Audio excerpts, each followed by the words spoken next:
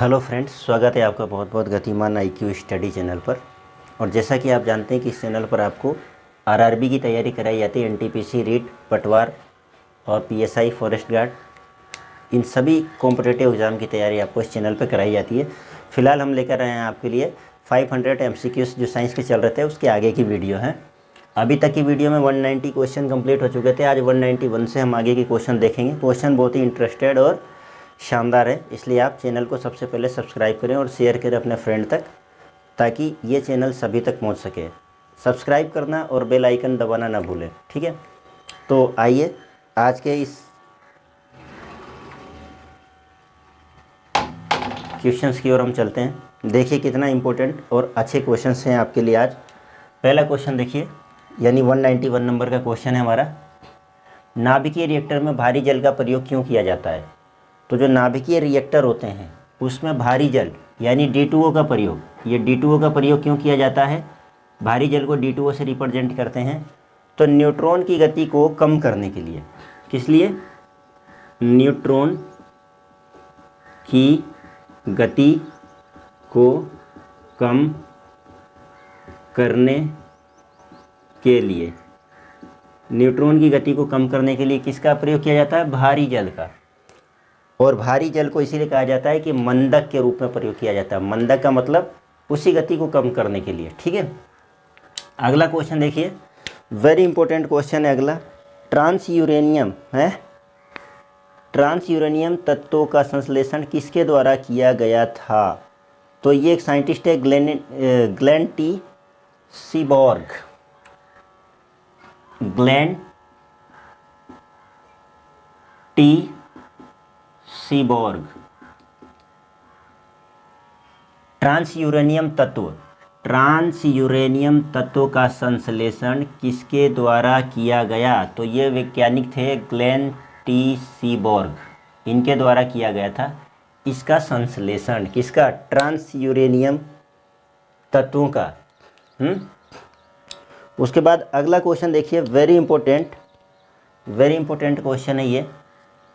सबसे अधिक ऊर्जा, ध्यान से देखो, सबसे अधिक ऊर्जा किस प्रकार के विकिरण में होती है? सबसे अधिक पावरफुल यानी कौन सी विकिरण है? तो एक्स किरण की, एक्स किरण या एक्सरेज विकिरण, ऐसे भी लिख सकते हैं हम। एक्स किरण जो होती है उनके विकिरण में सबसे पावरफुल ऊर्जा होती है। अगला देखिए, वेरी इंपॉर्टेंट क्वेश्चन है। पॉजिट्रॉन की खोज, पॉजिट्रॉन की खोज किसने की थी? तो आप अच्छे से जानते हैं पॉजिट्रॉन भी एक कण है। इसकी खोज किसने की थी? तो इसकी खोज की थी CD एंडरसन ने। किसने की थी? CD Anderson. कहीं कहीं आप केवल एंडरसन देखेंगे, लेकिन ये पूरा नाम बता देता हूँ मैं आपको। CD एंडरसन ने पॉजिट्रॉन की खोज की थी, ठीक है। 195 क्वेश्चन, वेरी इंपॉर्टेंट क्वेश्चन है आपके एग्जाम के लिए। ये सारे प्रश्न ग्रुप D, NTPC, पटवार और रीट और जितने भी पुलिस डिपार्टमेंट के एग्जाम है और SSC के, कहीं ना कहीं आपको इन्हीं में से प्रश्न देखने को मिलेंगे। ये डेफिनेटली है, देखते रहना आप वीडियो को अच्छे से, और इन प्रश्नों को आप लगभग याद करके ही एग्ज़ाम में जाना, ठीक है। तारों में अक्षय ऊर्जा, रिन्यूएबल एनर्जी, अक्षय ऊर्जा होने का क्या कारण है? तो तारों में एक अक्षय ऊर्जा होता है। तारों में जो अक्षय ऊर्जा होती है, रिन्यूएबल एनर्जी है, रिन्यूएबल एनर्जी होती है, उसका क्या कारण है? तो हाइड्रोजन का हीलियम में बदलना भाई, हाइड्रोजन का हीलियम में।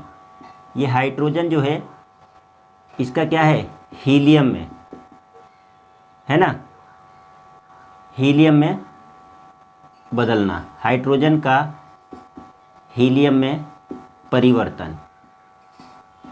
ये मैंने यहाँ पर क्या किया है, हाइड्रोजन को प्रतीक से लिखा है और हीलियम को भी प्रतीक से लिखा है। केमिस्ट्री में होता है जो आपके, हाइड्रोजन का हीलियम में परिवर्तन ही क्या कहलाता है? अक्षय ऊर्जा है।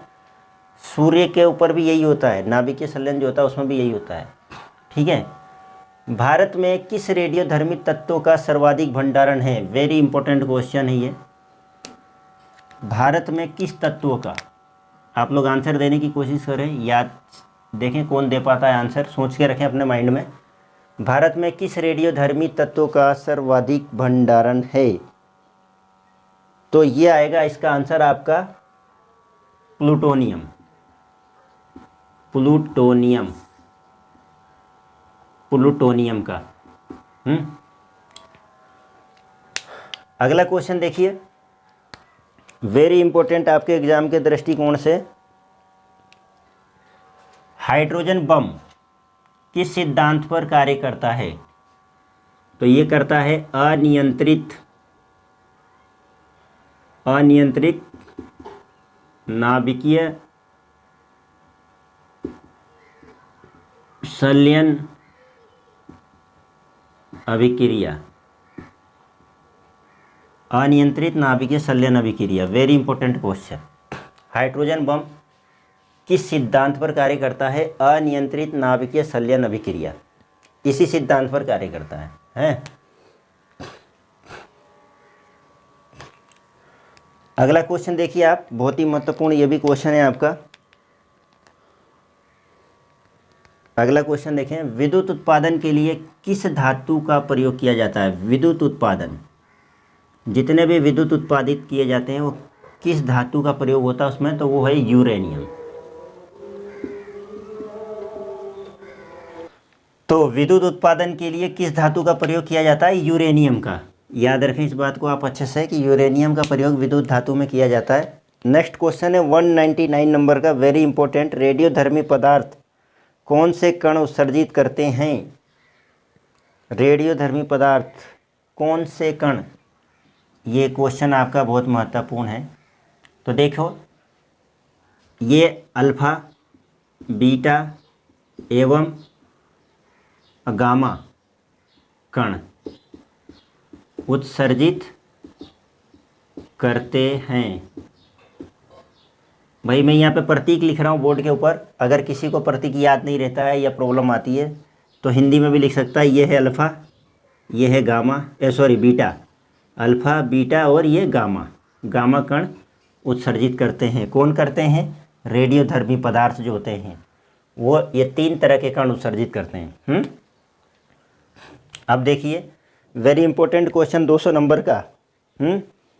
नाभिकीय रिएक्टर में मंदक के रूप में, अब देखो यही बात आ गई ना। पहला क्वेश्चन था जो जल का प्रयोग क्यों किया जाता है? तो न्यूट्रॉन की गति को कम करने के लिए, और मैंने आपसे कहा था कि मंदक के रूप में ही यूज करते हैं भारी जल का, भारी जल जिसे D2O कहते हैं। ये वो क्या कह रहा है? अगला क्वेश्चन 200 नंबर का देखिए, नाभिकीय रिएक्टर में मंदक के रूप में किस पदार्थ का प्रयोग किया जाता है? तो एक तो ग्रेफाइट का प्रयोग किया जाता है, पहले तो आप ये याद रखना, ग्रेफाइट का या भारी जल का, जिसे क्या कहते हैं? D2O कहते हैं। ये दोनों का प्रयोग किया जाता है मंदक के रूप में, ठीक है। अगला क्वेश्चन देखो, मेसोन की खोज किसने की थी? मेसोन भी एक कण है, ये भी इंपॉर्टेंट क्वेश्चन है। मेसोन की खोज किसने की थी? तो ये आपकी की थी हिडेकी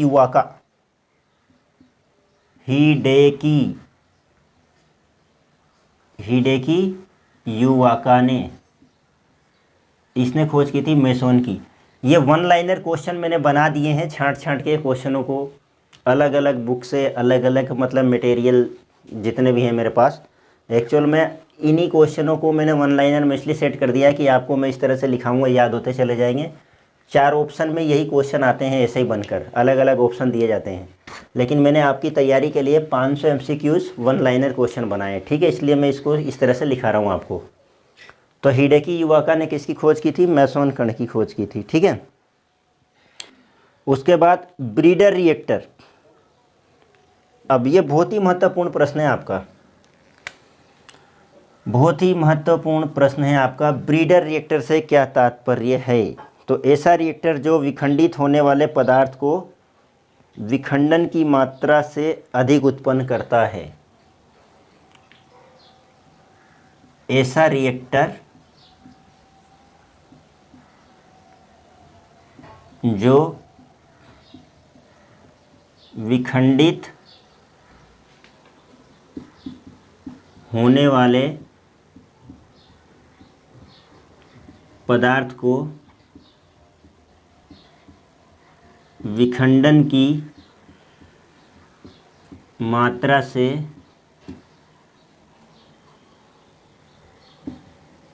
अधिक उत्पन्न करता है। याद रखना, ये बहुत ही महत्वपूर्ण प्रश्न है। ऐसा पदार्थ, ऐसा रिएक्टर जो विखंडित होने वाले पदार्थ को विखंडन की मात्रा से अधिक उत्पन्न करता है, तो इसे कहते हैं ब्रीडर रिएक्टर हैं। ब्रीडर रिएक्टर से क्या तात्पर्य है, ये प्रश्न बनता है। तो वो रिएक्टर जो विखंडित होने वाले पदार्थ को विखंडन की मात्रा से अधिक उत्पन्न करे। और ये सबसे महत्वपूर्ण प्रश्न है आपके लिए। अभी तक आप लोगों से पूछा जाता था कि कैंसर के उपचार में किसका उपयोग करते थे, तो आप लोग बोल देते थे कोबाल्ट 60 का, है ना। तो अब प्रश्न मुझके ये आएगा कि कोबाल्ट 60 का प्रयोग विकिरण चिकित्सा में क्यों किया जाता है। अभी तक तो आप कहते थे कि कैंसर के उपयोग के लिए, कैंसर के इलाज के लिए कोबाल्ट 60 का प्रयोग होता है, लेकिन अब क्वेश्चन आएगा कि कोबाल्ट 60 का प्रयोग विकिरण चिकित्सा में क्यों किया जाता है। तो इसका आंसर आपका ये होगा, गामा किरणों की उपस्थिति के कारण। ये गामा हिंदी में लिख देता हूँ मैं, गामा किरणों के कारण, क्योंकि कोबाल्ट 60 में कौन सी किरणें होती है, गामा किरणें होती है, और इसी कारण इसका उपयोग कोबाल्ट 60 में किया जाता है। ठीक है, कोबाल्ट 60 का प्रयोग किया जाता है। और ये एक और सारे महत्वपूर्ण क्वेश्चन है आज के तो लगभग। भारत में कौन सा नाभिकीय ईंधन सर्वाधिक पाया जाता है। न्यूक्लियर फ्यूल की बात कर रहा है ये। भारत में कौन सा नाभिकीय ईंधन न्यूक्लियर फ्यूल सर्वाधिक पाया जाता है। भारत की बात कर रहा है। थोरियम पाया जाता है सबसे अधिक। याद रखना आप, बहुत महत्वपूर्ण प्रश्न है। और भारत में अणु बम का विकास किसने किया। अणु बम की बात कर रहे हैं। अणु बम, भारत में अणु बम किसने बनाया था भाई, इसका विकास किसने किया था अणु बम का। तो राजा रमन्ना थे ये, राजा रमन्ना। तो ये इन डॉक्टर भी थे, डॉक्टर की उपाधि प्राप्त इन्हें, डॉक्टर राजा रमन्ना। डॉक्टर राजा रमन्ना ने भारत में अणु बम का विकास किया था। और ये प्रश्न आपको मैंने करवाई दिया, नाभिकीय ईंधन के रूप में भारत में सर्वाधिक थोरियम पाया जाता है। तो आज तक के प्रश्न के MCQs 205 कंप्लीट हो गए। 205 तक कंप्लीट हो गए, 500 कराने हैं। बहुत जल्द आपके इसी तरह से ये प्रश्न पूरे हो जाएंगे। इसी चैनल पर मैथ्स की भी तैयारी कराई जाती है और आपके साइंस के टॉपिकों की भी तैयारी कराई जाती है, और ये आपके इंपॉर्टेंट क्वेश्चन MCQs की भी तैयारी कराई जाती है। तो यदि चैनल आपको अच्छा लगता है और ये क्वेश्चन आपको अच्छे लगे एग्ज़ाम के दृष्टिकोण से, तो चैनल को आपके मोबाइल जब आप वीडियो देख रहे हो तो राइट कॉर्नर पर लाल रंग से सब्सक्राइब लिखा हुआ आता है, उसे सब्सक्राइब करें और बेल पर ऑल वाले ऑप्शन को क्लिक करें, बेल आइकन को, ताकि हर वीडियो आपके पास आती रहे। और अपने दोस्तों को ज़्यादा से ज़्यादा शेयर करें। मिलते हैं नेक्स्ट वीडियो में, तब तक के लिए जय हिंद, धन्यवाद।